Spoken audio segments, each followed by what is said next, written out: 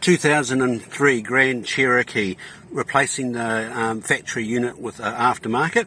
As you can see, we've just wired up the speakers to the new unit. The trick is you have to bypass the amp. The amp's behind the back seat here, and basically what you have is an input from the stereo and an output from the amp. Unplug those, and then you have to wire the speakers to the speakers from the input to the output, and then that'll give you a sound coming out of your aftermarket stereo. This is quite a useful document I found on the net.